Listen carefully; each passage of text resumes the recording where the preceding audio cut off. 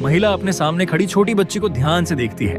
अचानक उसके चेहरे का रंग बदल जाता है। उसे एहसास हो जाता है कि यह बच्ची किसी खतरे में है। वह तुरंत बच्ची की सौतेली माँ को चेतावनी देती है, लेकिन एक अजनबी की बात पर भरोसा करना आसान नहीं था। सौतेली माँ बच्ची का हाथ पकड़कर वहाँ से चली जाती है, लेकिन वह नहीं जानती कि उनके पीछे चल रही वो महिला कोई और नहीं बल्कि बच्ची की असली माँ है, जो 5 साल पहले मर चुकी। वह एक आत्मा बनकर हमेशा अपनी बेटी के साथ रहती आई है। उसका नाम हन्ना है। आज फिर हन्ना की पुण्यतिथि है। इस दिन वह अपने लिए चढ़ाए गए भोग को खा सकती है। वह सुबह सुबह मंदिर पहुंच जाती है और अपने माता पिता द्वारा रखे गए प्रसाद को खाने लगती है। ज्यादा खा लेने के कारण वह जमीन पर लेकर करवटें बदलने लगती है। पास ही उसके माता पिता और उसकी छोटी बहन मौजूद है। उसके पिता उसकी तस्वीर को देखकर दुखी हो जाते हैं। उसकी माँ गुस्से में कहती है कि जो बेटी अपने माता पिता से पहले दुनिया छोड़ जाए, उसके लिए अब और आंसू नहीं बहाने चाहिए। लेकिन जब वह अकेली बाथरूम में जाती है तो सबसे ज्यादा वही रोती है। अन्ना जानती है कि उसकी माँ उसे सबसे अधिक याद करती है। वह उन्हें सांत्वना देना चाहती है, लेकिन एक आत्मा होने के कारण कुछ नहीं कर सकती। संगीत। इस दुनिया में जिन लोगों के सामने वह सबसे ज्यादा अपराध बोध महसूस करती है,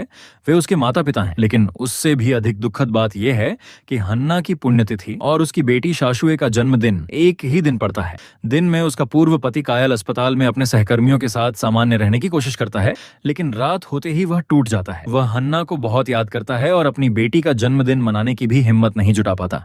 वह केवल तब चुपके से अपनी बेटी को देखने आता है जब वह सो चुकी होती है। अगली सुबह हन्ना को अचानक घर में अपने जैसी किसी और आत्मा की मौजूदगी महसूस होती है। वह गुस्से में डायलन वहां से जाने के लिए कहती है। वह अपनी बेटी शाशुए को किसी भी नुकसान से संगीत बचाना चाहती है, लेकिन डायलन घमंड से कहता है कि हन्ना की मौजूदगी ने पहले ही शाशुए की किस्मत और ऊर्जा को प्रभावित कर दिया है, इसलिए उसे किसी और को दोष देने का कोई अधिकार नहीं है। डायलन की बात सुनकर हन्ना और भी अधिक परेशान हो जाती है। तभी शाशुए वहां आती है। हन्ना खुशी से अपनी बेटी का स्वागत करने के लिए आगे बढ़ती है, लेकिन शाशुए बिना उसकी ओर देखे संगीत उसके पास से निकल जाती है। हन्ना अचानक ठिठक जाती है। क्या शाशुए सचमुच उसे देख सकती है? घबराकर वह अपनी एक आत्मा मित्र, जिसे सब ब्रिटिश सिस्टर कहते हैं, के पास जाती है और उससे पूछती है कि आखिर यह सब क्या हो रहा है।